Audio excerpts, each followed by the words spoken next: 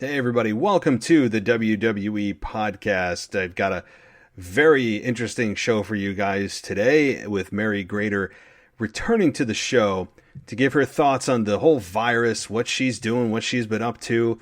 And as we get closer to WrestleMania, we take a look at Raw and Smackdown, some of the big moments that happened this past week with Edge's promo, Austin with no audience doing his 316-day gimmick with Byron Saxton, Daniel Bryan and Drew Gulak. What do we think about that team? And as well as AJ Undertaker, Gronkowski as the host of WrestleMania, Goldberg reigns, and a lot more. So I think you guys are going to enjoy this one. Sit tight. We'll be right back after this word from the sponsor. So stay right here. It's time to critically revisit belief. Statistically, there are aliens. I'm actually not a crazy person. I just sound like one. Stepping into a space where nothing is off limits. Why does God change his mind on little things like where you put your genitalia? In the riskiest and most controversial podcast on religion ever made. Join me, Kale O'Donnell, as I interview your favourite YouTube personalities, cult leaders, and even adult entertainers to explore beliefs around the world. Listen to the latest episode of Why Believe on Apple Podcasts today.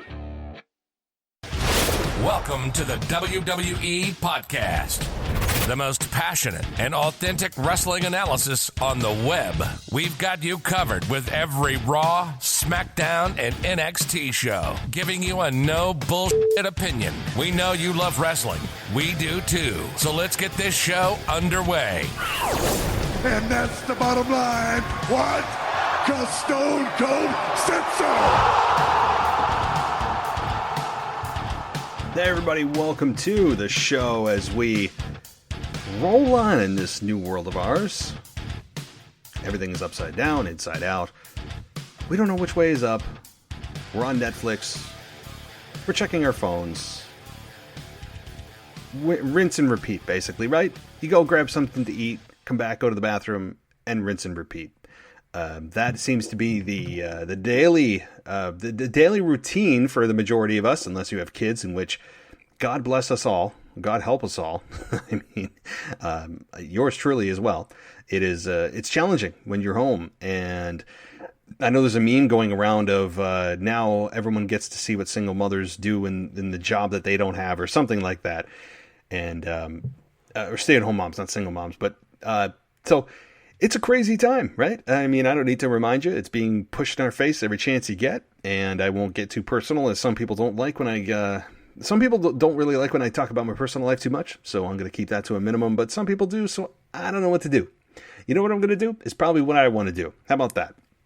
I'm going to do whatever I feel, because this is my damn show, and so if you don't like it, I mean, there's always the skip ahead button. I mean, I'm not being nasty. I'm just saying, hey, there is that option to scrub ahead. Or there was the option to just not listen. So, hey, if you like it, great. If you don't, I mean, I can't please everybody. So this is a show that I'm just going to be authentic and true to myself, and true to the show, true to what this is about. And that is really pro wrestling. So I'll try not to get on too many personal tangents. But they will occasionally happen. So we're here to talk about wrestling, because that's what we're here to do, is escape. We're here to escape from this COVID-19 coronavirus, or Chinese virus, or whatever the hell we're calling it. Oh wait, don't call it Chinese virus. God almighty, that's racist. Apparently that's racist, even though there were German measles, there were the Ebola, right? I mean, there was the Spanish flu. I mean, just to name a few things that were also named at their point of origin, yet somehow when Trump says it's the Chinese virus is racist, it's racist because it's Trump, right? I mean, I don't know. I'm not giving you my political views on everything, but whether you like Trump, hate Trump, are you really going to side with the Chinese government? A completely communist government over this whole thing when Trump calls it the Chinese virus? I don't know. It's sometimes silly how we try to turn this political. But when you just look back and go, hey, wait a minute. What about all these other diseases that were named at their point of origin? And by the way, Chinese is not an ethnicity. It's a nationality. So, I don't know. People are losing their damn minds. Anyway, we're here to talk about wrestling. I'm sure I'm going to get somebody on here going, oh my God, he's ranting about politics. This isn't about wrestling. Whatever. I mean, review me all you want, right? So, I don't know. I'm on a tear today on this. I guess I'm being pent up frustration for just being locked down for a week. I mean, it's only been a week. And we've got many, many more weeks to go. So let's talk about wrestling, because we continue with these empty arena matches. We continue with them, and I talked to Mary Grater about her perspective on what she thinks about the empty arena shows and WrestleMania being 2 days, and the rumors about Vince going to Madison Square Garden for the WrestleMania. We talk about Austin. We talk about Edge. I mean, we really covered a lot of things. One thing we didn't cover, and that's why I want to bring it to your attention and give you my thoughts on it now, is Otis snapping on Smackdown in his tag team match with Miz and Morrison, and snapping after Dolph Ziggler made his way to the ring, put himself on commentary, and then proceeded to show Otis pictures of him and Mandy on a beach or something. And Otis finally snapped at that and took out Miz and Morrison, went after Ziggler, got a little bit of retribution on Ziggler, was about to hit him with a chair and then didn't. And it was because Miz and Morrison were able to stop him. Ziggler looked concerned as we had Otis snap and then start hitting Miz and Morrison with the steel chair. And so it was nice to see a different side of Otis that's not this huggable. Jeez, I combined huggable and lovable in one word. So how about that? This lovable, kind of jolly, good time, working man, relatable guy to somebody that finally snapped. And I'm for it. I like it. I like this different side of Otis. That's this aggressive, push me over the edge, and this is what happens type of caveat to his personality that needed it. And having him chase Ziggler and not get the level of retribution that we all wanted to see made sense. Which tells me you're getting a one-on-one Otis versus Ziggler match at Mania. And it'll be interesting to see where Mandy's inserted in on that, if she is in the corner of Ziggler or if she's in the corner of Otis by the end of the match. I think that's where the story is going to lie, is where does Mandy's heart truly lie? And maybe by the end of that match, we see her and Otis share a kiss. I mean, I think that could be WrestleMania worthy. Obviously, with no crowd interaction and crowd response, it's kind of awkward. But a lot of things are awkward nowadays, and I think eventually we may get used to this format of empty arenas being the sites of Raw and SmackDown for the foreseeable future. So it's just a strange new world, the new norm, right? It's just a new norm of life. Your daily life has been upheaved. It's been completely upside down, as all of ours has, right? I mean, at least you can take comfort in the fact that you're not the only one. Even though you may feel like the only one because you're home by yourself or home with a very limited amount of people, it's millions of people going through this. So, nonetheless, I appreciate WWE for pumping these shows out. It's something to talk about. It gives this show a breath of fresh air every week, every day. Not that the show would have stopped, but it would have been very difficult to talk about current product when it didn't exist. So that's always a good thing, and I'm looking forward to the 2-day event of WrestleMania. I really think it's going to be something that we talk about for a while, even though the crowd's not there, and yeah, that's really, really tough. But it's going to be what it's going to have to be. I mean, it's either that or WWE just puts their entire product on hold for months and months and months, which I don't think any of us would want. And I think if you had been given the option of one or the other, most of us would have chosen just give us empty arena matches and we will, we'll deal with that over nothing at all. And I appreciate that. And WWE is one of the few sports, and I know I don't want to get in an argument about what's a true sport. Let's just call it a sport right now. Okay. That really the only sport that is operating. And so that's a pretty damn cool thing, I think. All right, well, let's get into the conversation with Mary, and I will give you a quick warning. There are a few cuss words that get dropped, but if you have kids and you have me on a speaker, then I would advise that maybe you turn it down. It's not cussing the whole show. Trust me, we don't cuss to cuss.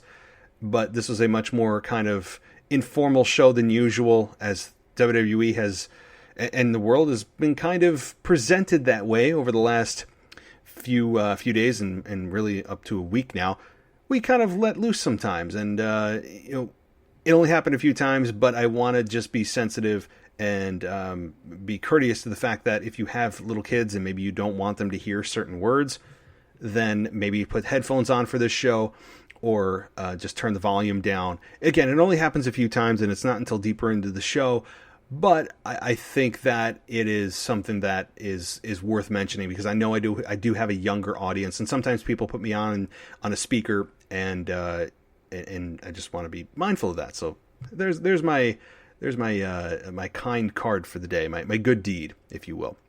Alrighty, well, let's get to it. And guys, just so you know, my schedule is going to be just as normal. On Tuesday, I'll be back with the review of Monday Night Raw with Michael Gross. He'll be joining me on Tuesday to discuss Monday Night Raw. Tomorrow, though, we'll get Aiden's analysis on Smackdown. Wednesday will be Wrestling Nostalgia. Thursday will be NXT. Friday's AEW. And then, boom, back to your regularly scheduled weekend review. I believe Ashley is this week, if I'm not mistaken. Sometimes I get lost in the sauce of everything going on. But that's the schedule. It's business as usual here. Hopefully you guys are finding some kind of norm. Many of you are telecommuting like myself, so tomorrow I'm actually kind of, quote, going to work. I say that very loosely. But I do have to be available anyway. I guess that's the perception. As I stay home for probably a couple months, I don't see it resolving itself, the situation resolving itself really any sooner. But hopefully you're adjusting. Hopefully you're enjoying wrestling. Do something that distracts your brain.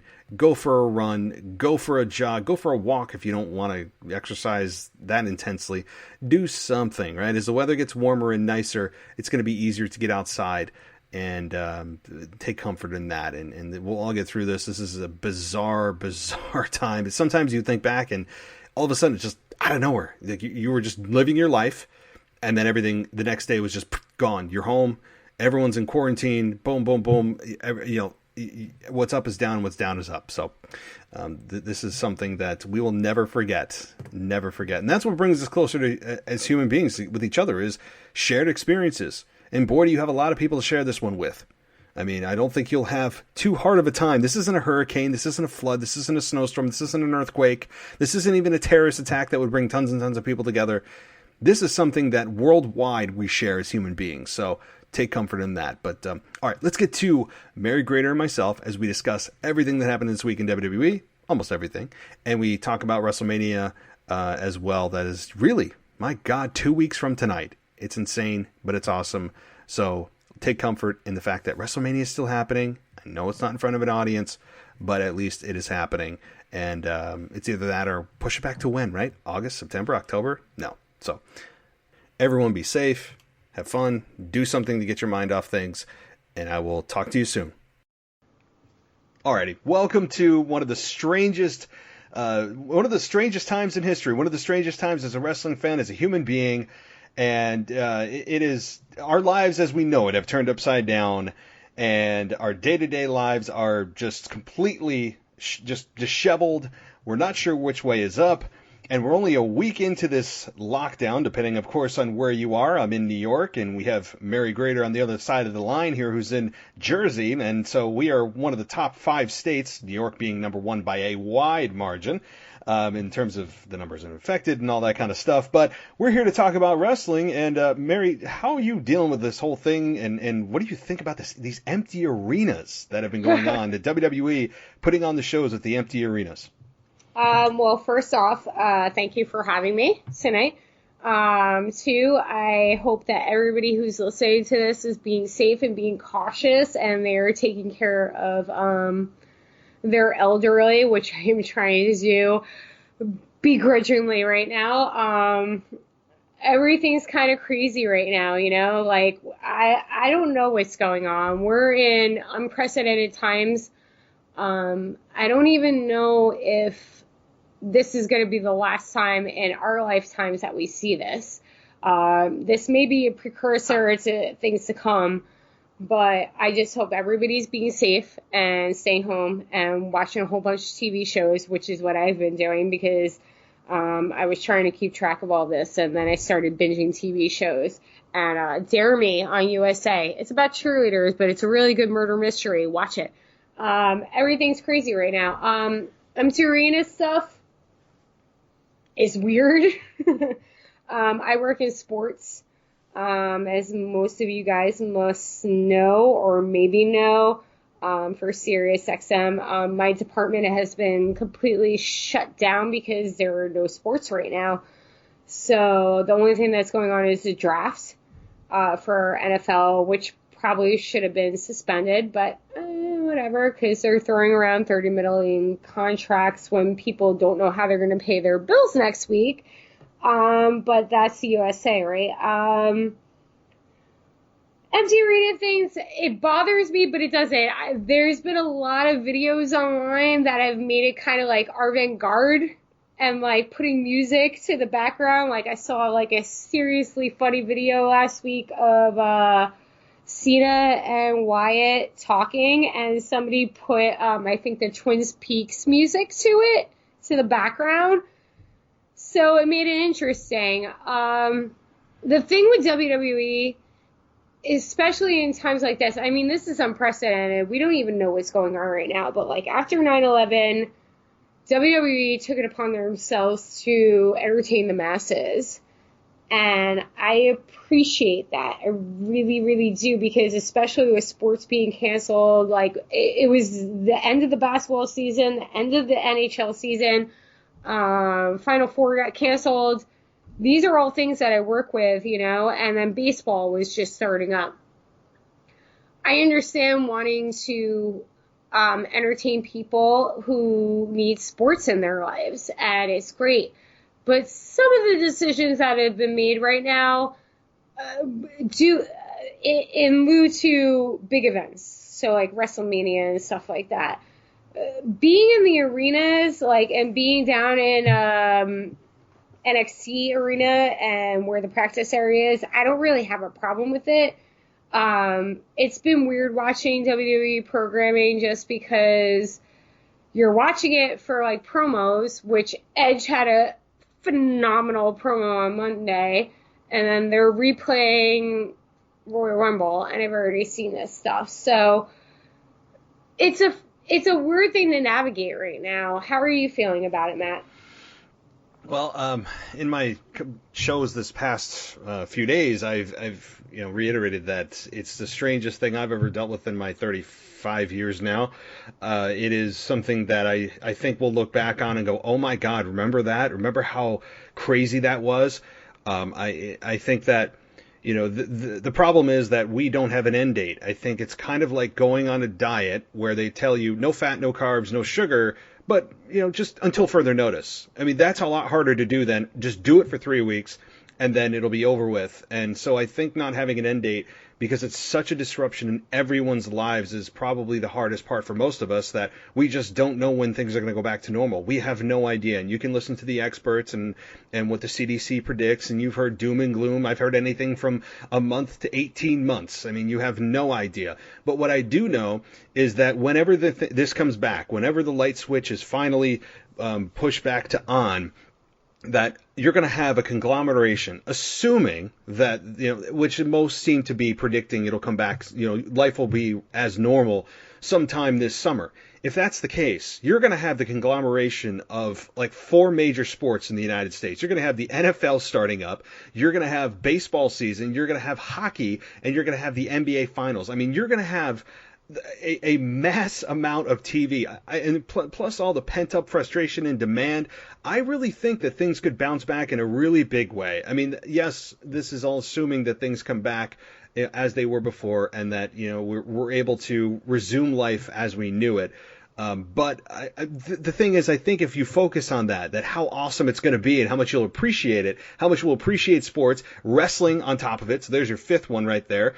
And I think it could be a really a huge bounce back, and I think that it'll be, especially if it's in summertime, you'll have people outside and barbecues, bars will be full again, restaurants will be full again, and you'll have every sport you can ever want on TV at the same time, that for the first time ever. So I think if people try to look at it from that perspective, and empty or full wrestling arenas again, I think you might be able to get through this a little bit harder. But the timeline, that it's just indefinitely, is really what's the mental job right now.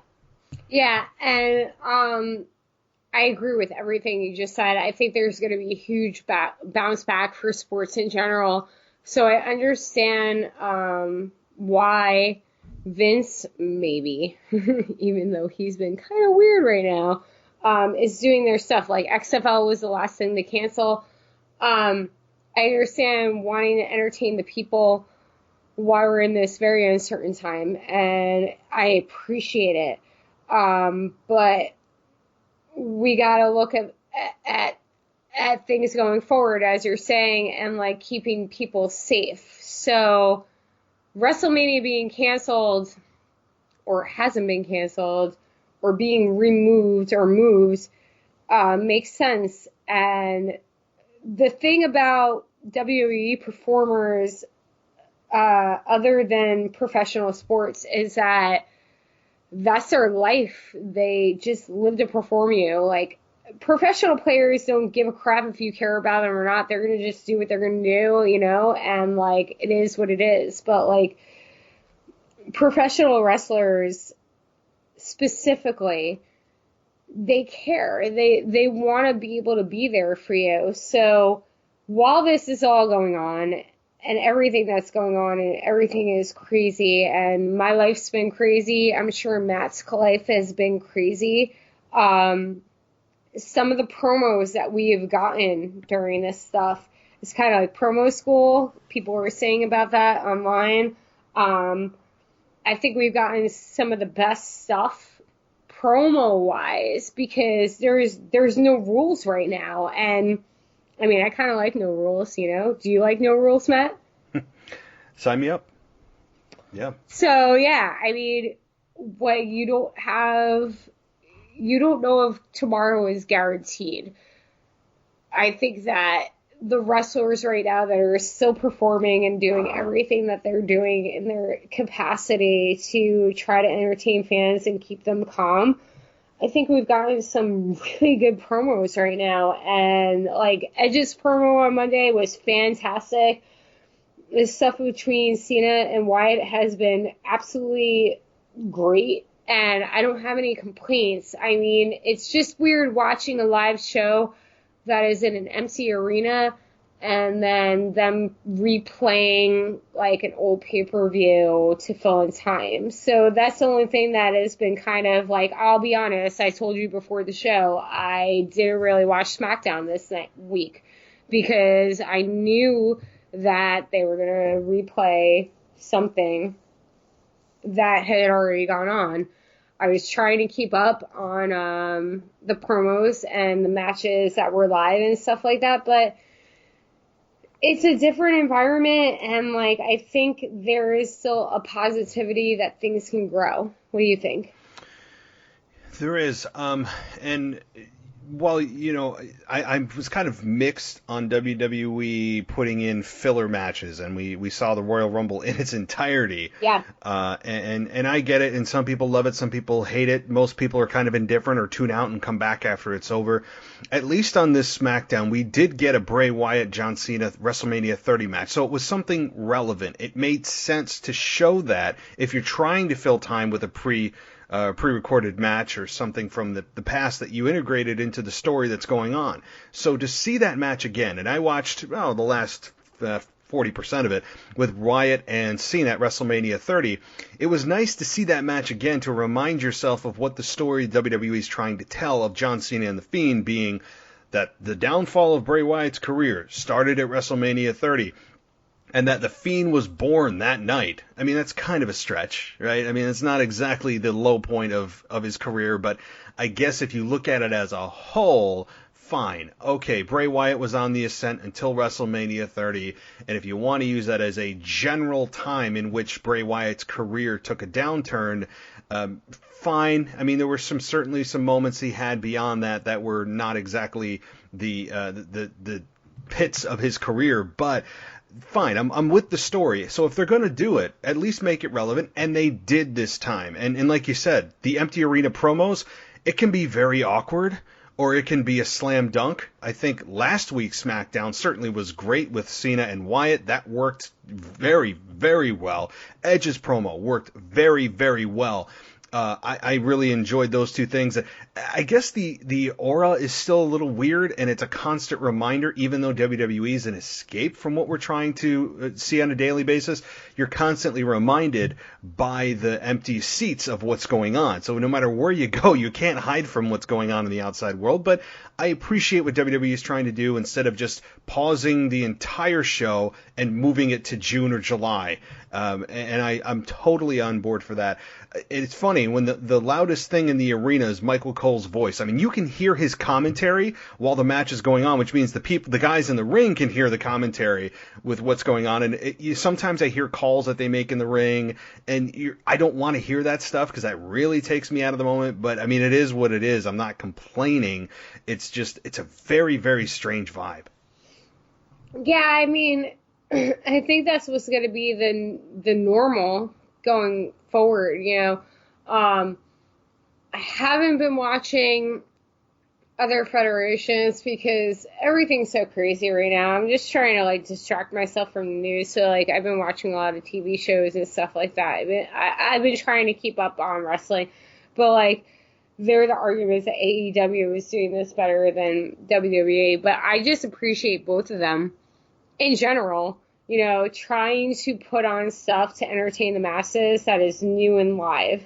So, while Cole echoing through an arena is jarring because he's Cole, I think that they're doing something that is a service to the public.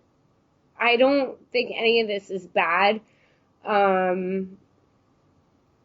Maybe certain steps that they're taking could be questioned, but at the bottom line, as much as we may bitch and as much as we may have questions about how WWE in general, I mean, that's the masses, that's the big company, do things for the fans. I really think that they're just trying to, on a level, be like, hey, this is normalcy, let's do this. And I appreciate that more than anything right now because, like I said, we'll get to WrestleMania stuff later. I have a bunch of questions or options that I think that they could do.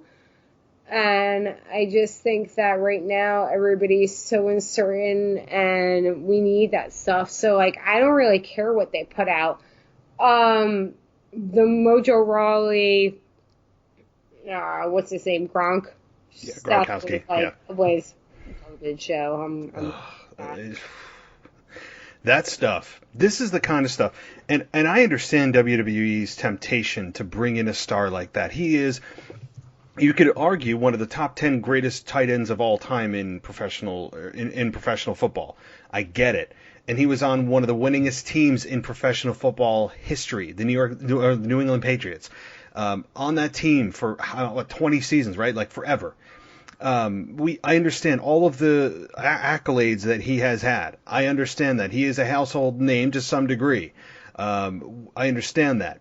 But a lot of times, more often than not, you have a star in another sport or another form of entertainment translate themselves into WWE. Often doesn't translate. I would say 9 times out of 10, it's either eye-rolling, embarrassing, or just flat out doesn't work because that person isn't fully invested or it just looks like they're trying too hard. It just never usually is a natural fit, 9 times out of 10.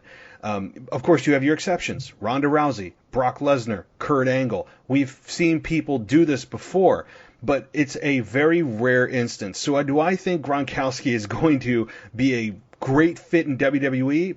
Time will tell. My odds would say no.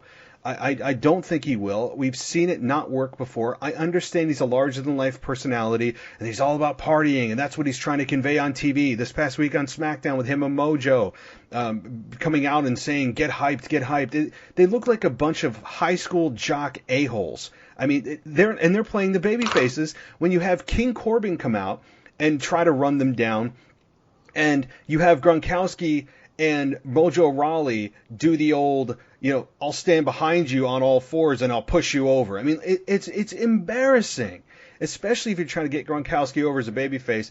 I will say, outside of Goldberg, Reigns, and we'll get to that too, I think these two guys, Mojo Rawley and Gronkowski, should be thanking the gods, the wrestling gods, and not JBL, just the wrestling gods that exist, that they do not have to perform in front of a live audience at WrestleMania this year in Tampa, because I think they would have gotten destroyed by the audience. They are obnoxious. They do not fit, and I don't know. I'm not a huge fan of Gronkowski right now, at least on a babyface level. So I'll leave it at that.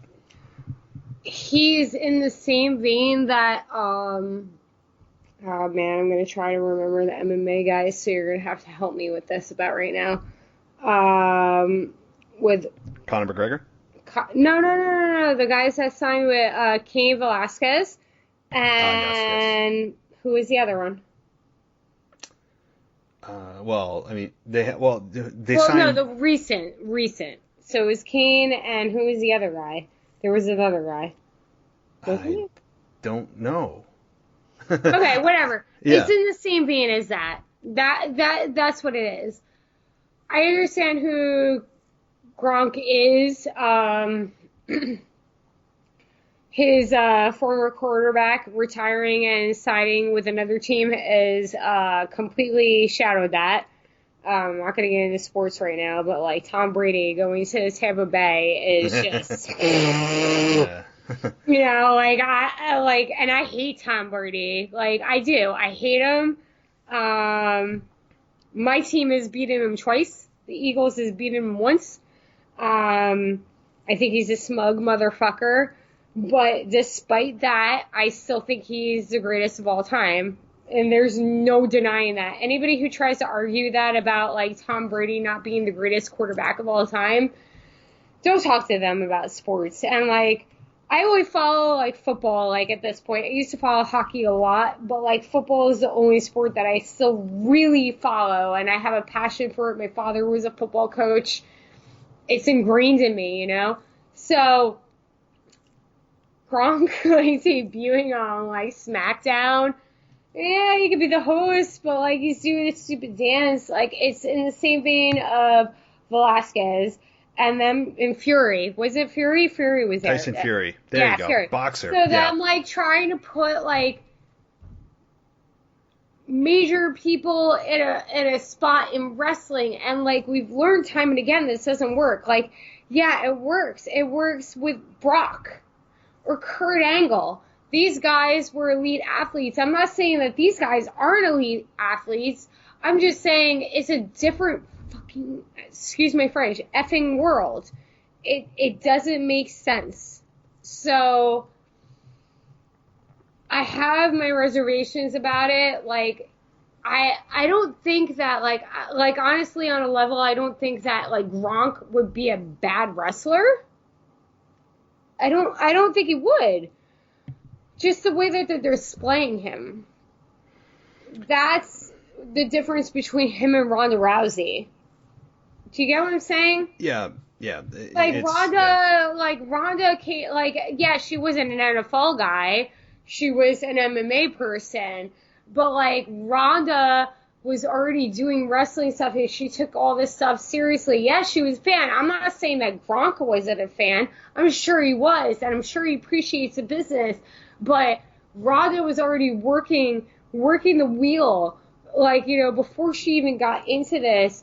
And, like, just, she's a Kurt Angle. She's one of those transitioners, or Brock Lesnar, that happens. And, like, between them trying to find a Trish Stratus in the women's division and them trying to find a Kurt Angle or a Ronda Rousey, I mean, I think Ronda is the closest to Kurt Angle right now, like, transitioning from sport to sport. Between them, like, being, like, occupied by that, they're signing big names, and does it really matter in the end?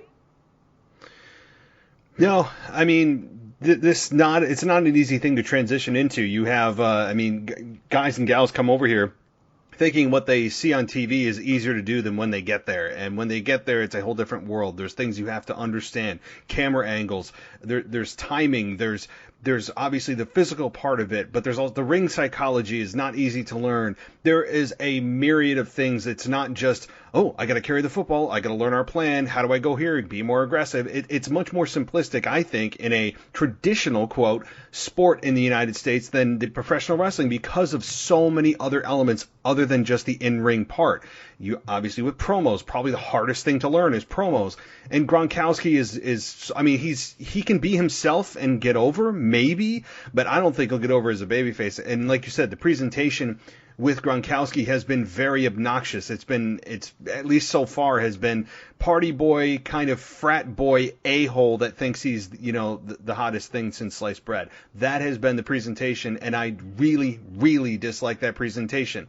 It's an immature, like I said, frat house boy type of personality that I can't stand. It is the antithesis of my being, and I don't like the way that's portrayed. And I don't know how anyone can tell me, oh, they're trying to get him as a heel. No, they're not, because you have King Corbin interrupt. I mean, arguably the biggest heel that Smackdown has. So I don't want to hear that argument either. So, I mean, Gronkowski right now, I don't know what he's going to do. I hope he gets his ass handed to him somehow at WrestleMania. I don't think he will, because from everything I'm hearing, he's actually signed a true contract with WWE, not just a one-off. And if that's the case, I mean, I don't need to see this in WWE if it's going to be an embarrassment on a weekly basis, or at least miscast on a weekly basis. So I want to move on from Gronk just because he's starting to get under my skin right now.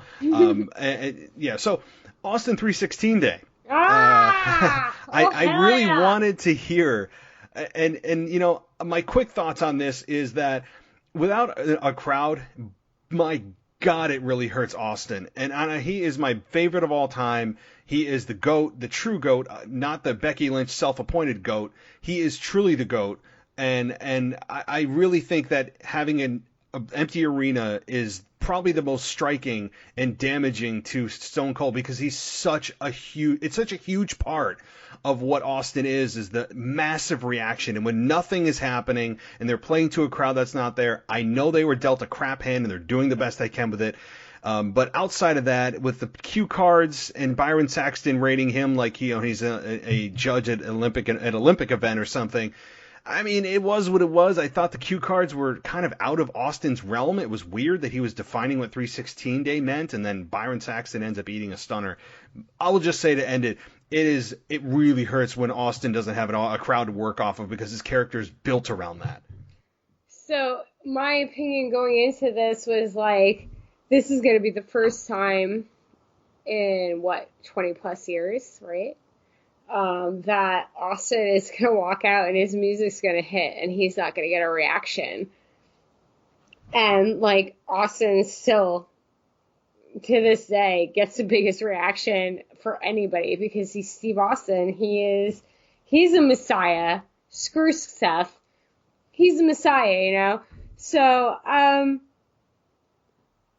just wanted to see how he reacted to it. And Stone Cold at this point, like, him personally and how he has come out in the last couple of years, he's been very like, oh, I love all you guys, so I figured he would work with it well. I thought the whole segment was great. I mean, people are worried right now, and like, you just need like Stone Cold like throwing beers on people. Byron Saxton, despite whatever, like, even being an idiot and a drooling idiot while he was getting stunned, like, he played his role. Like, he did his thing. Like, if you saw the stuff that happened after Raw went off the air and you had, the Street Profits came out and how they were selling stunners, it's fine. I mean, I personally went on Twitter and was like, I want to see Becky Lynch and Stone Cold have this drink off, and, like, she's an Irish gal, so let's see who, like, comes out on top. I didn't really have a problem with it. I mean, it was still Stone Cold. I know they gave him cue cards.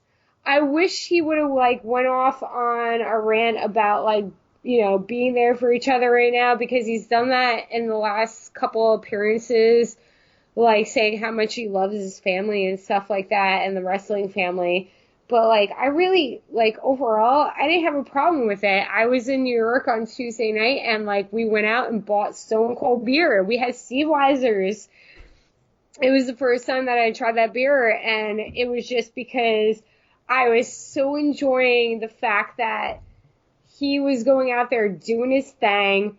You had Becky come out, like, yeah, I mean, she's not a goat, but like, she's acting as a goat right now, and he's got a respect for her because I think that, like, he also understands that she has gotten the biggest reaction with her being bloodied and stuff since he has, you know. So it was a fun time. I didn't dismiss it. I didn't think it was bad. I love the fact that like Byron was just like kind of like being a bumbling idiot and taking like, you know, stunners. The WWE right now can make a whole bunch of money about like Stone Cold just coming out and stunning people randomly. So I think, in my opinion, my personal opinion, I enjoyed it. It was the only part of like Raw that I enjoyed, just because, not that I didn't enjoy the matches, it's just everything's uncertain right now, you know, and that was familiarity. It was Stone Cold being Stone Cold. Yeah, he had some cue cards and he was reading bad jokes, but like, he's done that in the past. He was just doing his thing, you know what I mean? And I loved it. So what do you think? I will give you this. I think anytime you have beer and stunners in a ring, it's a good day at the office, as he would say. It always will bring a smile to my face. It never gets old. And how people are still falling for let's clash a beer and actually drink it, and you know, I trust you're not going to stun me, is 20 years later is hilarious. It actually, I think, is funnier that Byron Saxton, for all the time that he has been a wrestling fan and watched wrestling, doesn't know the routine of getting in the ring and sharing a beer with Austin means you're getting stunned. I know that feeds into it, and that makes it funnier. And Byron, to his credit, is, I think, a natural heel. I will always believe that Byron Saxton has an obnoxious vibe about him, and that he has a very punchable face, because he's kind of like that. He's that arrogant guy that he looks like he was pulled from a GQ magazine, but he's got an arrogance about him that, if he ever wanted to transition those skills into being a heel manager, I think he could, because and I'm not dissing him by any means. Saying that all those things means that he's doing his job, and being a heel, if he really wanted to, he could really do a great job at being a heel manager. But he did what he was supposed to do. Apparently, Austin kicked him below the belt pretty damn hard, and Austin had to go get x-rays. I don't know if they came back or not. But he kicked him pretty damn hard and dropped him. And then, yeah, I saw the stuff with the Street Profits and the beer and all that kind of stuff. I mean, I just hope they do a redo on this whenever they get a chance to in front of a live audience. I think it really, really, really is hurting. Not that anybody did a bad job. Everyone did what they were supposed to do.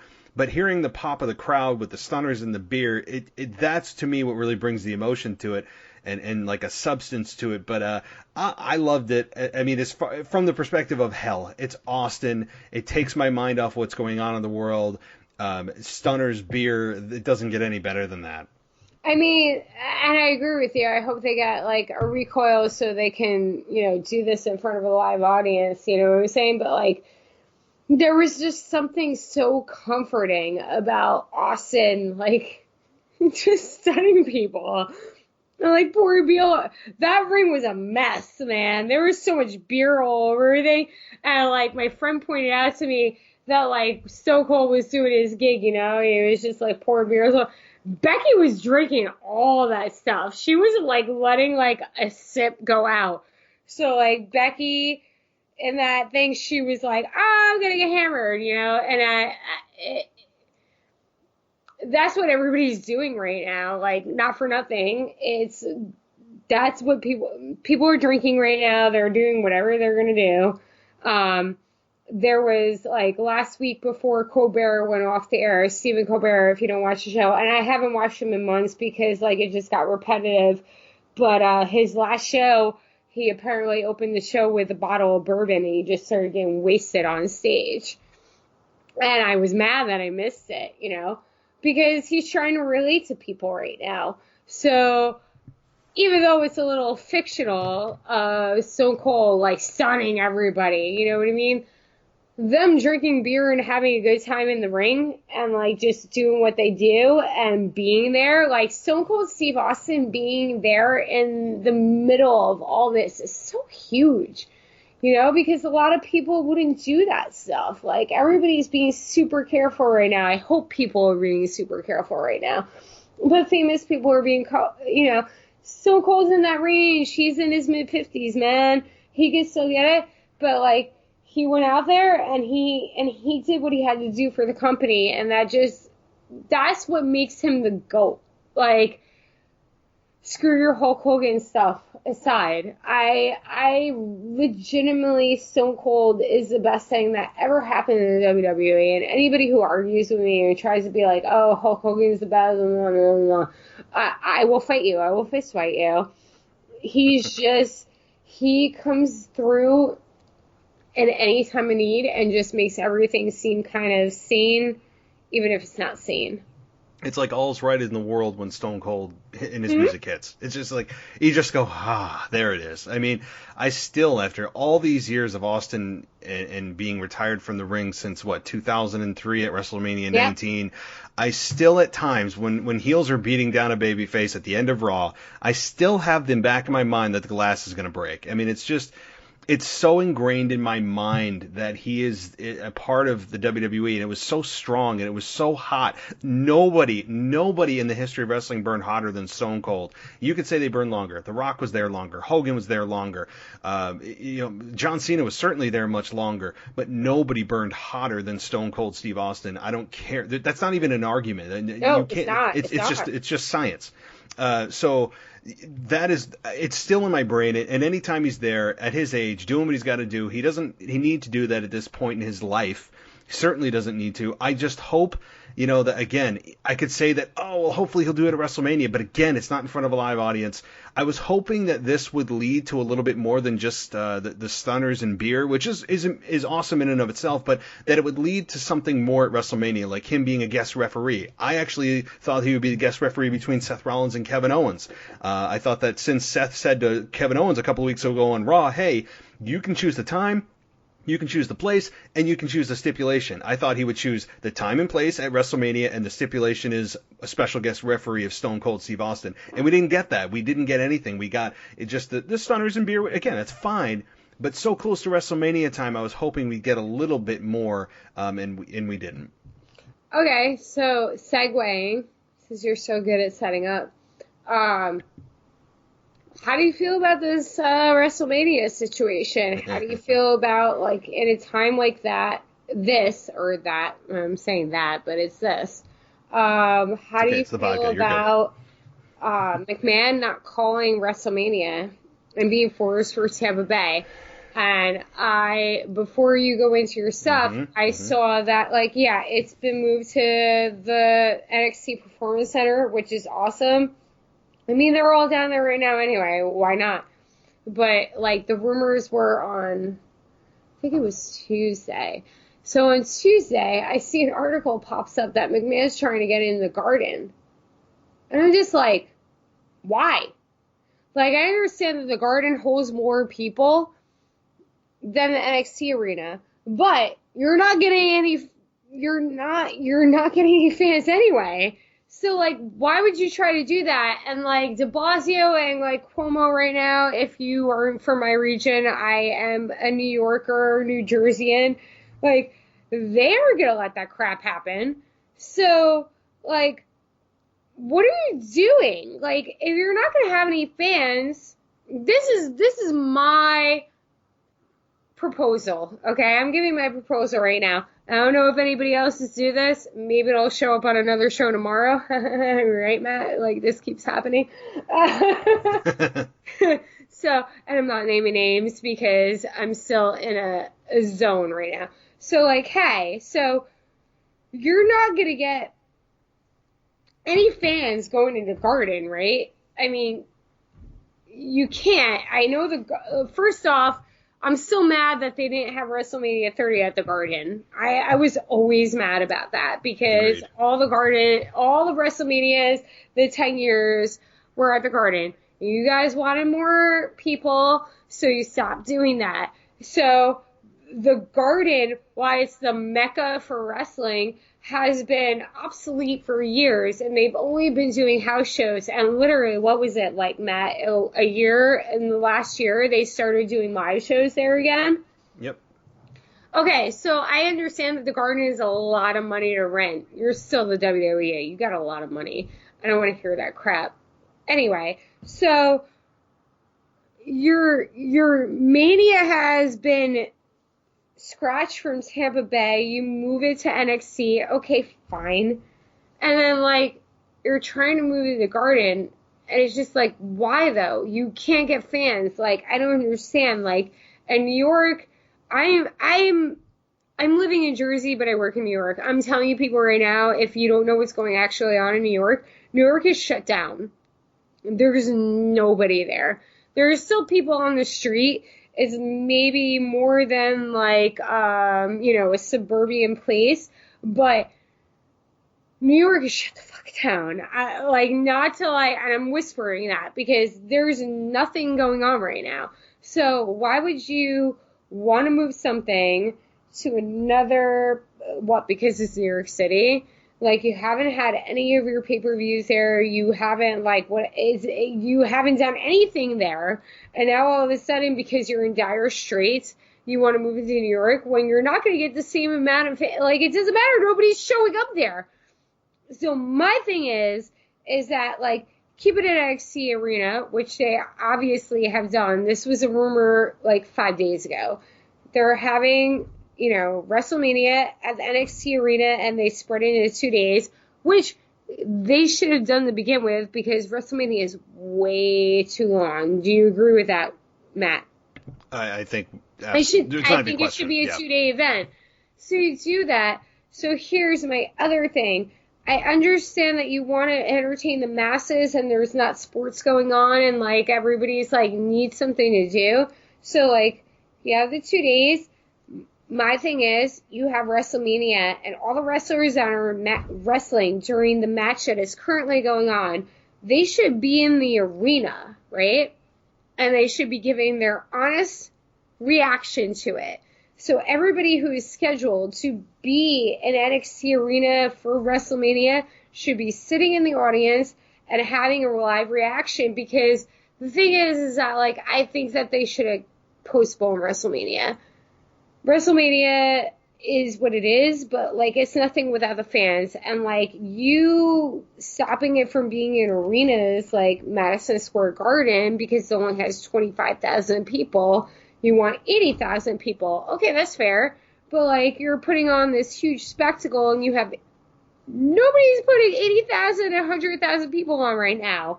Just be smart. You should have postponed it. But if you're going to do it and you're going to go on and you want to entertain the masses, because everybody is unsure right now, and that's what WWE is. That's why I love them. They are, as frustrating as they are sometimes, they really do good things for people. Have the matches, have it in NXT. Don't worry about Madison Square Garden just because it's a name. Have your wrestlers in the crowd reacting to the event. And on top of that, this event should be live on Fox. You have a contract with Fox. Smackdown is on Fox. There is nothing on Sunday nights right now on Fox because everything is dead and everybody is restricted. If you continue to do this stuff and you want to put out a show and be there for the masses and entertain them, the best thing you can do for you business-wise and publicly is air WrestleMania on Fox for 2 days free to everybody. Because the people that don't have their sports right now are going to turn into you, and people that have nothing to watch are going to turn into you right now, and they're going to get exposed. And that's why you have your wrestlers in the audience as fans. And that's what you should be doing right now. Because if you're really trying to do this thing where you want to entertain the masses, don't limit it to your network and pay-per-view. You got a contract with a public station. Fox is a public station. You went through all these obstacles to get it. Just air it from there. And it would be the first time that you had a pay-per-view, a WrestleMania match on public TV. How much air would you get, Vince, since you've been, like, weird about this whole thing about calling it WrestleMania? Do it. I didn't think about putting the whole show on Fox. Could they do it? Sure. No, they absolutely could. Yeah, they could do it.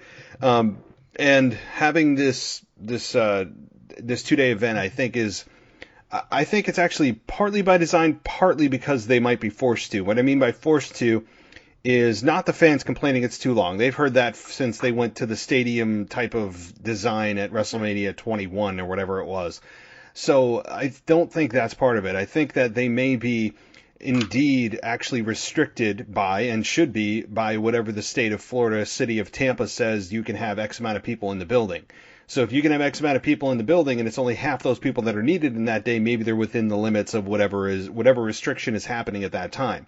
So while it's certainly a benefit in a 2-day event, and certainly we're all sitting at home twiddling our damn thumbs going, what are we supposed to do? And I love the format. I think it kind of just fell in their lap and almost they're forced to.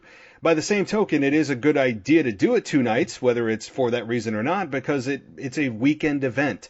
It splits it up. It takes away exhaustion. It takes away I don't need to see any more wrestling. Even the most ardent, hardcore fans at WrestleMania time go, oh my God, I can't handle this anymore.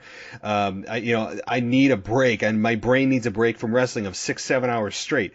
So there's certainly benefits that could come from this, regardless of the purpose of why they did it. And it's going to be interesting to see what matches they put on day 1 and day 2. We can speculate on that, in the weeks to come, or really the next week and a half to come. And so if Vince goes to the Madison Square Garden, I heard about that too. To me, that makes no sense from so many different levels. Number one, as you said, you can't have fans in the arena. So you're just going to say that you're going to Madison Square Garden to say you're in the Garden versus the Performance Center? Well, great. You could be at Levi Stadium. There's nobody there. So it's just going to be, if that was indeed the case, it makes no sense. It's a lot more expensive to rent the Garden than it is to do it at your own Performance Center of a building that you own. And number two, no fans. And number three, you really want the press on you to look like you are in the epicenter of this pandemic, putting your performers at risk in a city that has the highest number of cases in the entire United States. It makes no sense on so many levels, and I mean it's just plain stupid. So I heard that too, I saw that too, and I go, I don't know why Vince would do that. I just don't see that happening. So I think that WrestleMania doing 2 nights is going to be great. I don't know, like you said, if you put wrestlers in the crowd, sure, they could do that. Again, within the probably 6 feet apart. I mean, I actually believe that they're going to abide by the rules, and they should, because why should everyone else have to abide by them when they don't? And their health is important too. God forbid a WWE performer gets test positive for COVID-19. I mean, my God, WWE would be under fire. Then the whole thing, they might shut down the whole company at that point and stop TV production. So they should keep the wrestlers' performance and health at number one. Keep them 6 feet apart. Have them in the audience, and I think that would be entertaining. I think you have to have somebody. I don't need a green screen, right? I don't need a green screen, because that would just, if you have a green screen of fans, people have proposed that, then it just, I would think that's hokey and kind of a distraction. So those are my thoughts. I'm looking forward to it. I'm glad they're putting it on. One last point on that. I thought about them, why don't they just postpone it and do it when they can do it in front of fans? Well, if I'm in a meeting with Vince and I'm in a meeting with upper management, and the uncertainty of this whole thing is, what if it doesn't happen for 2 months, 3 months, 4 months? What are you going to just keep postponing it, and what, string out these storylines for 4, 5, 6, 7 months? It wouldn't make any sense. I'm with them on doing it when they had it scheduled and just moving on, and whenever the live events with fans pick up is where they'll pick up with their storylines and just move on from there, rather than just putting everything on hold and doing TV that is just going to be painful for 6 months to try to continue these stories, or just do, 90% of it is just retro matches and there's like 1% that's new content. So I'm with Vince on this. Originally I wanted it postponed, but how can you postpone something when you don't know the date that could just potentially keep evading you and going further and further and further into the future? So I think this is the best possible thing that they could have done. No, and I get that. I'm so on the level with everything that you just said. I get it.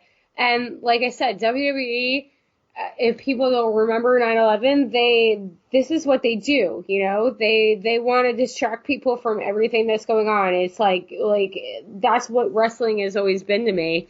It's been an escape from what's going on in the real world. But the madness of moving it to the Garden for no reason, like, you're not going to get any fans there. You're not like, oh, I'm moving it to Madison Square Garden, they're going to let me have fans in there. No, you're not. So I'm okay with it being 2 nights. I think it's going to be better at 2 nights. I think that's what they should have done for a while, because it is super long, and like, it gives the guys time to rest. But these guys are putting their lives at risk right now. I don't care what you believe about this virus, like, whatever. Nobody knows anything. So for you to make an assumption and think like, oh, they'll be okay. No, you don't. You know, these guys are in close proximity to each other. I mean, we've had some like stellar matches from Daniel Bryan and like Drew Gulak right now. I think it's great. But I also think be smart about it. Like, if you're going to do it, if your wrestlers, all your rosters there, most of them, right? Like, we're going to assume that most of the roster is on for WrestleMania, even if they're not wrestling. Have them sit in the stands, and like, yeah, they can totally do the 6 feet apart and have their natural reaction, because wrestlers love wrestlers, right? So like, they're going to react to anything that's going on in the ring. They're going to react like a fan. They're not going to react like a wrestler, you know? So you should be doing that. And the fact that they have a contract with Fox right now, and they're not thinking about, okay, well, they're doing all this, like we just said, for stubborn things. And it's, oh, we got to entertain the masses, blah, blah, blah. That was my best Vince impersonation. It was really terrible. But put it on Fox. Like, you got a contract. Like, they've been having, like, kind of downs on the Fox, and, like, why wouldn't you approach Fox and be like, hey, we're going to put WrestleMania, we want to put WrestleMania on your channel. There's no sports right now. It's going to be a Saturday and Sunday night thing. People are bored. People get sick of their shows. I've gotten sick of my shows. I mean, I have a lot of shows to watch, but like, sometimes I'm not in the mood to watch certain shows, so I'm watching old shows. I've been binging Supernatural right now. So like, hey, why don't you just air it to the masses? And in the end, WWE will look like heroes for this, because they're the only live sports that are going on right now. I mean, UFC is like stuck their foot in crap and like rolled it around and stuff like that. That was one of the last ones too. Don't be stupid, Vince. Like, just like kind of, I'm sure people are in his ear about this right now, but like, I just think that's the best thing. And I think that it would make fan competency, whatever the term is, WrestleMania, great right now. If you had your wrestlers in the stand reacting to the matches as they happen and like giving it free to the public, you're not going to lose that much money. Like, you really aren't. How much money do you have? Oh, I mean, Fox and WWE, they reached a record deal. I mean, over $1 billion. And I mean, it was the day that WWE announced that, their stock went up like, 40%. I mean, like, so, and actually it's funny that this conversation we're having now actually ties into a question we got from Zach, because I said, you and I were trying to get a hold of Zach, and we said, hey, well, what do you, we didn't know what he wanted to know. He said, thanks for reaching out, but he wanted to know if we thought they were going to keep continuing amid all the COVID-19 stuff. So I think we answered that. I think the answer is yes. I think no matter how long this lasts, you're going to continue to see these empty arena shows. And it'll just, I think, hopefully we'll get kind of used to it. It's weird hearing all the little like nuances and sounds that we never heard before in the shows, and hearing Michael Cole be the loudest thing in the arena. It's weird. We know that. We've discussed that. So yeah, I think they're going to continue this. They'll continue it until, again, projections are like early summer at the best. That seems to be the best projections, that this whole thing ends in, late May, early June, and it could. Who knows? Hopefully, God willing. But This is it's strange. And speaking of strange, I'm not trying to get you on a rant because I just needed to hear your thought on this. You're always trying to get me on a rant. No, I really, and actually, I don't know if it's a rant as much as it's going to be. I don't care is probably going to be the response. But I wanted to know what you thought about Goldberg and Reigns, and I will just give my quick thoughts on this. Honestly, I don't have a whole lot to say about this other than these are two of the probably happiest guys in the company that they don't have to perform in front of a live audience at WrestleMania, because I really believe that the crowd would have just probably rejected this match outright. I really believe that. So from that perspective, Goldberg and Reigns have lucked out. They don't have to relive Goldberg, Brock Lesnar from back in 2004 at WrestleMania 20. And it could have been that, because the people, I believe, especially the WrestleMania crowd, are seeing through what WWE does with Roman Reigns. And Roman Reigns' promos have completely undone the last couple weeks all of the goodwill that WWE has put in him, and that the fans started to come around on him over the last year with his cancer comeback, with Reigns last week talking about how he's the hardest working guy in the company.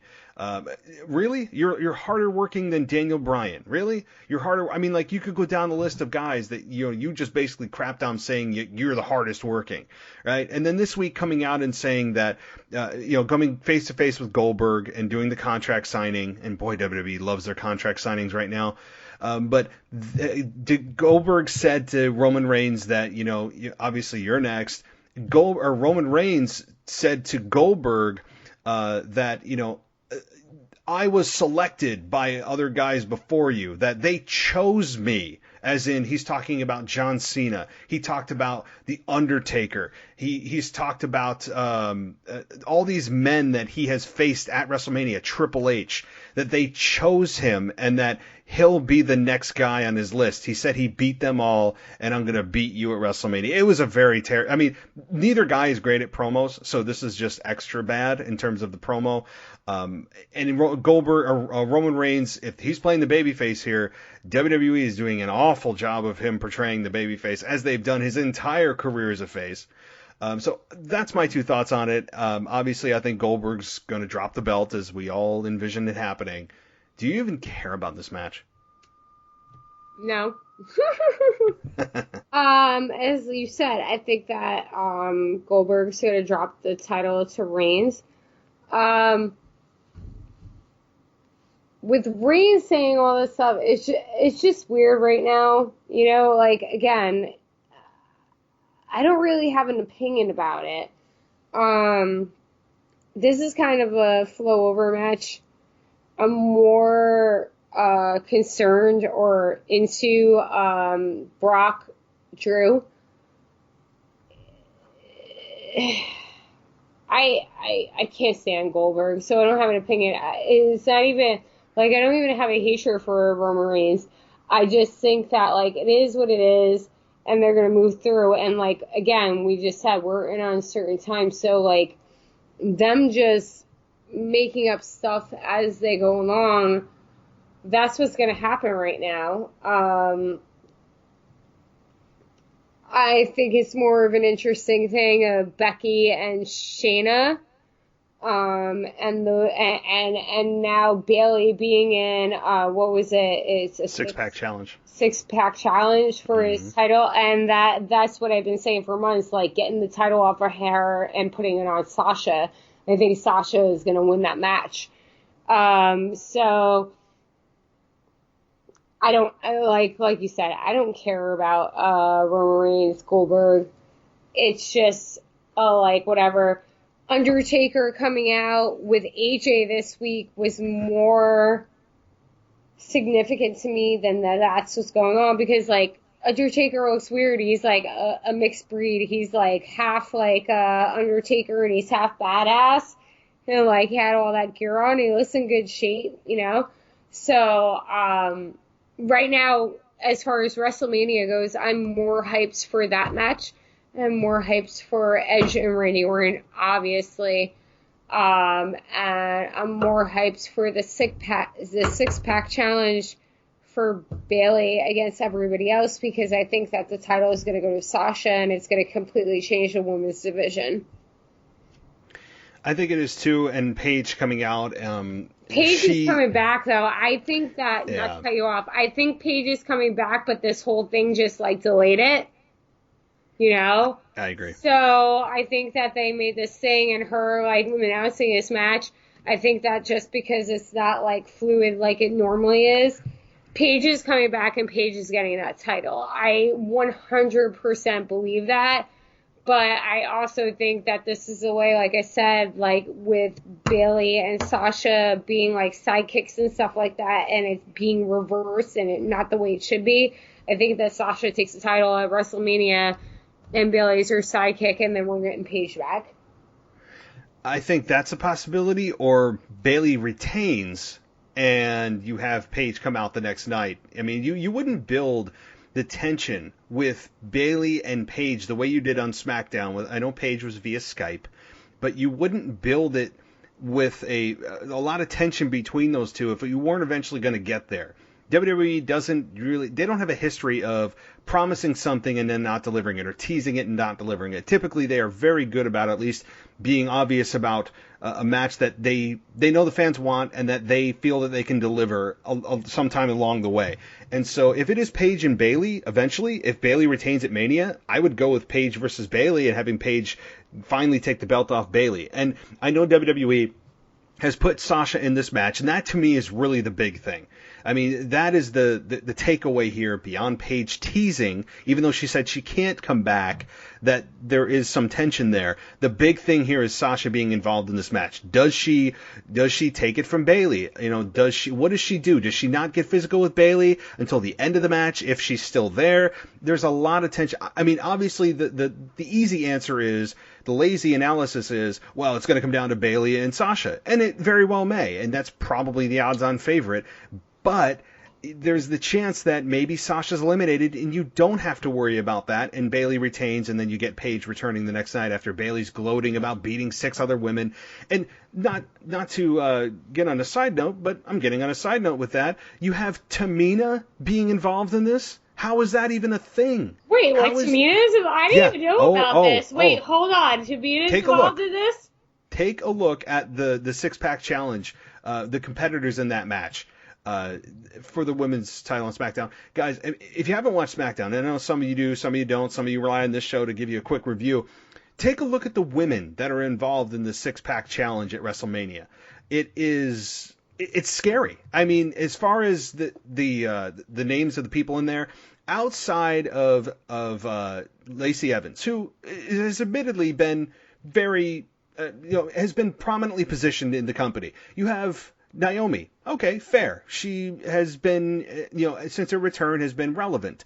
But then you have Tamina and Dana Brooke as the other two competitors. How, in what world? This is the problem with WWE, and I went on a small rant on this last night on my 15-minute show, but I don't understand WWE's logic of everyone gets a jersey at WrestleMania. Why does everyone get a jersey? It's WrestleMania. You don't have every team involved in the NFL and the Super Bowl. You only have the best of the best. Same with the World Series. Same with the NBA Finals. The Stanley Cup. You have the best of the best. And WWE's mentality is, well, everyone gets a jersey.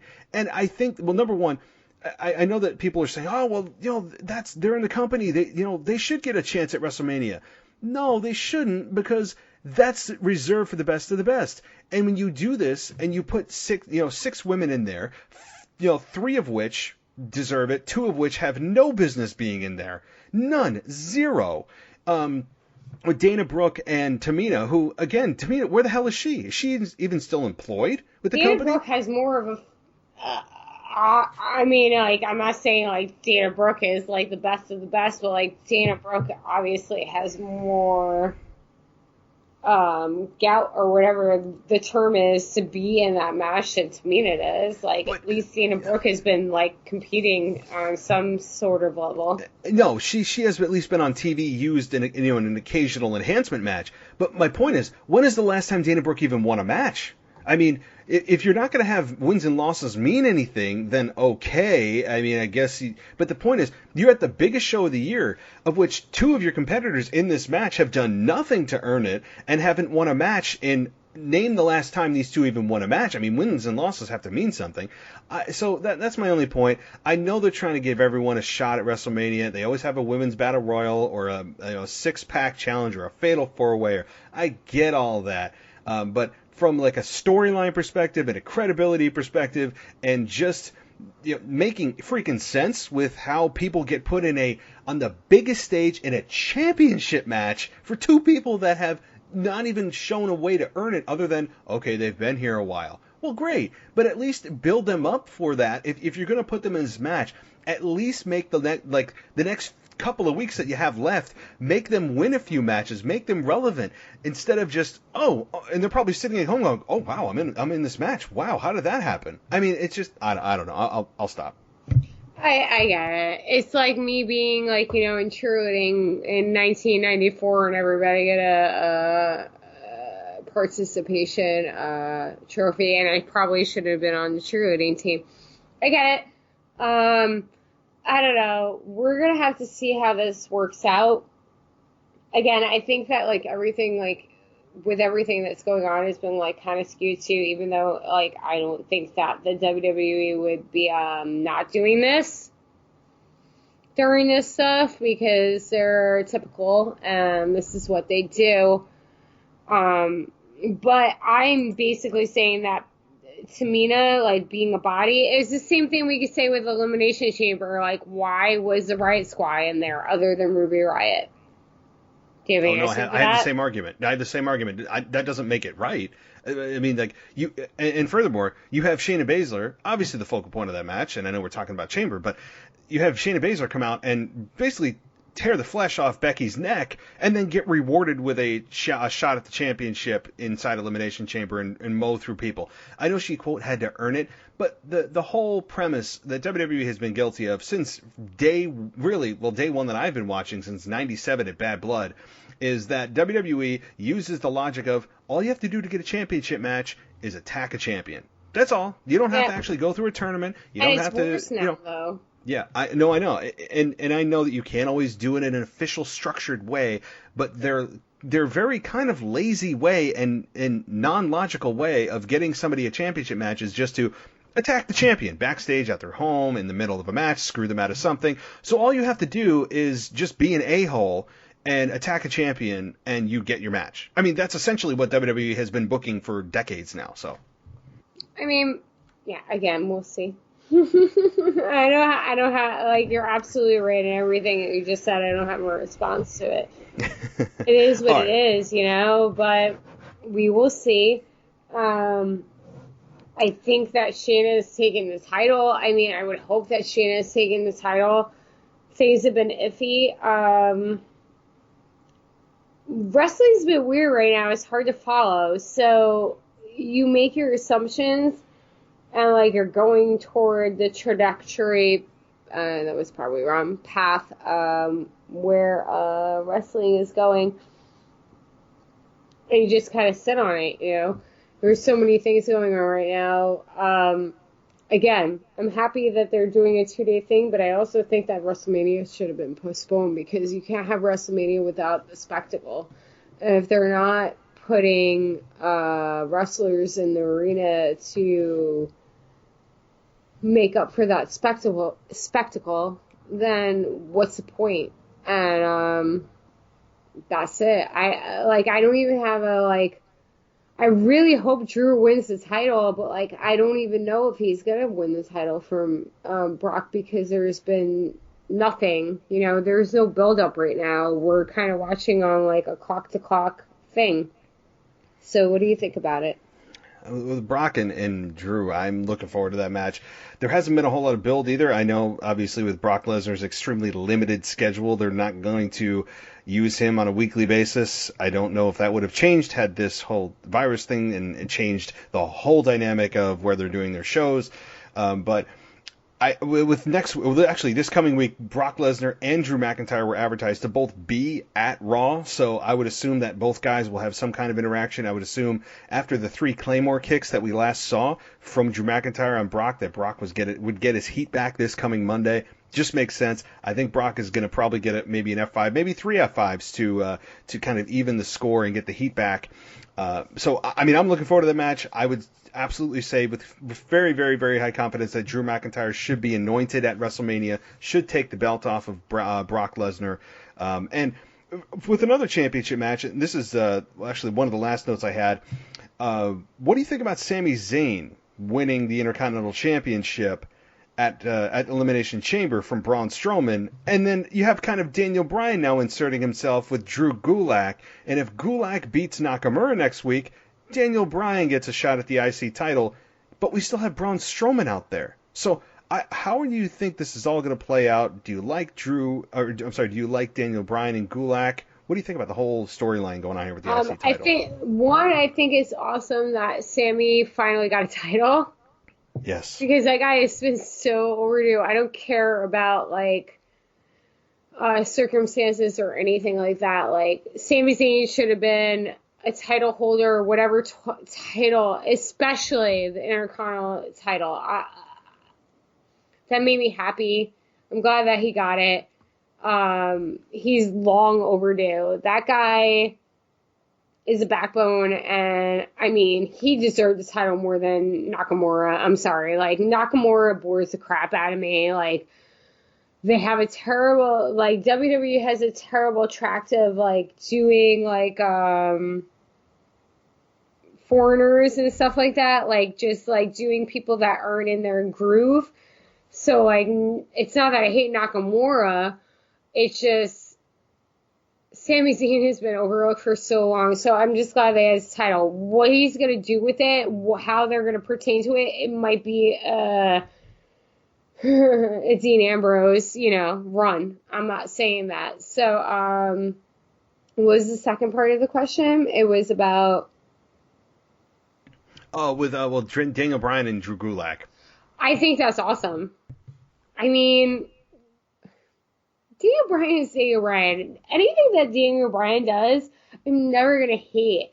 And the fact that, like, I've watched Drew Gulak. I watched him when he was coming up in 205. Like, I mean, I know he was otherwise somewhere, but like that he's having this like leadership. I like those things, and he's just being like, yeah, I might be the veteran, but you need to teach me, and that you're better than me. I like it. I absolutely like it.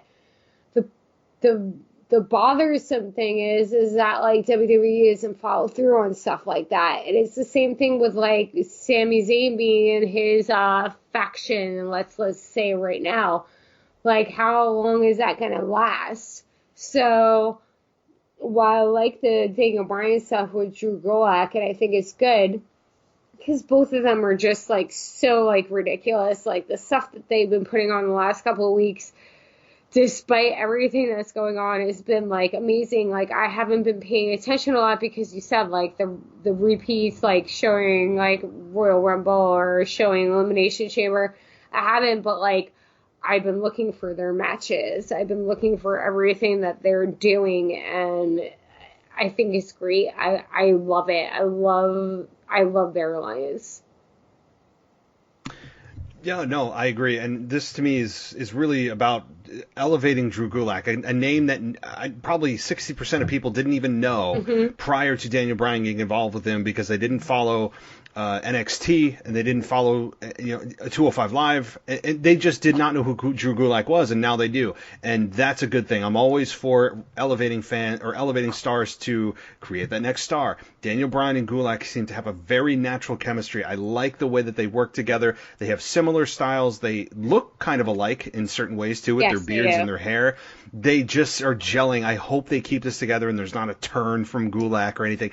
I need this to continue. I think they're doing something relevant, and I'm glad Daniel Bryan is not just being kind of shoved to the side. He's involved, hopefully, in an IC title match. But I know Braun Strowman is also after Sami Zayn, too, after not being able to ever get his hands on Sami Zayn, and they played that up big time after the Elimination Chamber. So do I want to see Sami Zayn get his ass kicked by Braun Strowman as well? Yeah, I kind of do. But that's a compliment to Zayn. Every time I see Sami Zayn out there, I love hearing and seeing him, and I mean that in a way that's I want to see someone beat his ass, but that's what I'm supposed to feel, and that's what I actually feel, even though I know transparently they're trying to make me feel that way. That's how I know. That's how good he is right now. And Sami Zayn, yeah, he's been overlooked. I can't believe this is his first singles championship in WWE. It has been a long time coming. I hope that he retains, and he retains at WrestleMania. I don't think Daniel Bryan needs it as much as we all love him. Sami Zayn needs it more than Daniel Bryan does. As much as fans may say, but Daniel Bryan is a bigger star. Yeah, he is. But he can absorb a loss like that. Sami Zayn can't. Right now, Sami Zayn is on the mend. He's doing something relevant. I don't need him dropping the belt at Mania. Hopefully he retains, and it's a long run with him bragging and using Cesaro and Shinsuke to retain the belt. That's what my hope is. So, well, I'm not trying to cut this short, but I do actually have to telecommute tomorrow. I know many of you are probably in that same boat. I have to be up at a somewhat reasonable hour. And I know, Mary, that you are... Well, you're not going to be telecommuting, but you have other things on your plate for sure. So I don't want to keep you from that. Yeah, no, I start school back up tomorrow, and it's weird. So everything's online. But I'm doing good. And just to reevaluate what you just said, I've always loved the Sami Zayn, Shinsuke, Cesaro thing because it kind of puts them in front. But absolutely, like, Daniel Bryan is Teflon. Like, you know, everybody gets this Teflon status, and Daniel Bryan is fine in all this. These guys need to be elevated, and, like, Sami Zayn, generic, whatever he was, you know, he came there, and he's amazing. I think he's done an amazing thing of being an annoying manager and stuff like that, and... Daniel Bryan elevating somebody like Drew Gulak, who is phenomenal in the ring. If you haven't watched like any of his matches, go back and watch him. You know, I think it's a good thing. But yeah, I'm not keeping you. I hope I'm not keeping you. We've been trying to catch up because there is a craziness going on in the world right now. And yeah, that's my final thoughts about that. Everything's good. Wrestling's going to be good. We'll see how WrestleMania plays out. I'm excited to night event. My birthday is next week. I don't want to talk about it, but I'm posting it right now. So, you know, we'll see how everything goes, you know. Hey, 21 is a big year. I mean, 21 is a 20 huge is a very year. big I'm year. going to be 21, guys. Boy, that seems like an eternity ago, doesn't it? It's just crazy. Like I mean, I'm 35. I don't even want to talk about my birthday. I won't reveal the age. I won't reveal it, but I will. I do hear you. I do hear you. Being 21, it's funny. I mean, we all drank. At least I did. I drank way before 21, as many people did. So getting to 21 was just kind of like, all right, I don't have to go to the, worry about chalking my ID anymore. At least, I mean, that's just what it was. I mean, my 20s were kind of a blur. I mean, my 20s for the most part, yeah. Yeah. Like, but the thing is, like, I'm not. People are like, that's not good. Don't you hope you remember your 20s? I'm like, not really. Like, not really. I don't actually regret it. Like, I'm just like, it was awesome. I feel the same way. Yeah. Yep. Absolutely. So anyway, yeah, WrestleMania will be good. I will talk to you guys in 3 weeks. Everybody out there, please be safe. Take care of your elders. Wash your hands. I know I shouldn't have to say that, but do what you gotta do. And we will get through this, and wrestling will get us through this, because WWE is phenomenal with trying to entertain us in hard times. So, I love you, everybody. Matt, be safe with your family, and you can finish this up. Wrap it up. Awesome. Well, Mary, thank you so much for being a part of the show tonight. I know that it's a tough time for all of us, whether you're bored at home or whether you have family members you're concerned about or whatever the situation may be. It's a weird-ass time that I hope we all look back on and go, man, I'm glad that's over, but I'm glad we learned this and that or whatever. There's a silver lining in this whole thing. I think that it's going to be a time that we look back and obviously we're going to feel like we were ill-prepared, and we were, because I don't think anyone really saw this coming to this magnitude. And it's going to be a time that we'll be able to tell our kids about, and that hey, we actually were locked down in our homes for months on end, and and we survived it. Hopefully everyone listening to this is able to say that. So yeah, it's crazy. Wrestling is going to be crazy, but like you said, as much as we all rag on WWE sometimes for their, this story doesn't make sense, they cast this person wrong, heel face, the fact of the matter is I appreciate the fact that they are continuing to pump out content and try to do what they do, and the Vince McMahon theory and motto of the show must go on. We've seen it, but when Owen Hart died, they continued that pay-per-view. We saw it when 9/11 happened. They continued the next show on Smackdown 2 days later in Houston, Texas. I remember all that. So I appreciate WWE for being able to do that. I think we have a new appreciation for live audiences. We have a new appreciation for the WWE itself. I think there's going to be a love there that may have been lost over the years. So this is going to be, I think, and again, focus on when we're coming back, because when things come back and the light switch gets turned on, I think everything's going to explode in a good way. Wrestling's going to be hotter than ever. Every sport you know is going to be back at the same time. People are going to be packed again in bars, and people are going to be having a good time in summer. So that's what I think we all need to focus on. So I don't know. That's just my 2 cents in my feel-good kumbaya moment. Be positive and love your life. Quote 311. There you go. I like that. And hopefully no zombie apocalypse, right? I know. I want zombies. There better be a payoff. We were talking about this before the show. I know. I want zombies if we're going to live through this. But anyway, the bottom line is, guys, take care of yourself. Be smart. Look after your elders. Be conscious of how you are interacting with people right now. And again, be positive and just love your life, man. This is what we got to do, and wrestling will get us through. It really will. It is my crutch right now. So, all right. Well, Mary, we will be talking in 3 short weeks, or maybe after WrestleMania, if we do a mega show again, maybe we will. Maybe we'll do a birthday party for Mary show. My birthday's next week. Hey, Monday night, the 30th. Oh, damn. All right. Yeah, no, that'll be, hey, nobody's doing anything. Yeah, so like no one's got, the thing is, like, no one's got an excuse right anymore. They can't be like, oh, well, I got to go do this or that. It's like, no, you don't. Like, no, you don't. Like, there's nothing happening. So that's very true. All right. So, all right, Mary. Safe. Well, yeah, be you safe. too. Everybody be safe. Thanks for listening. All righty. And we'll be, again, you just got to board up your house. Because if there's an apocalypse, just contact Mary. She knows what to do. I always know what to do.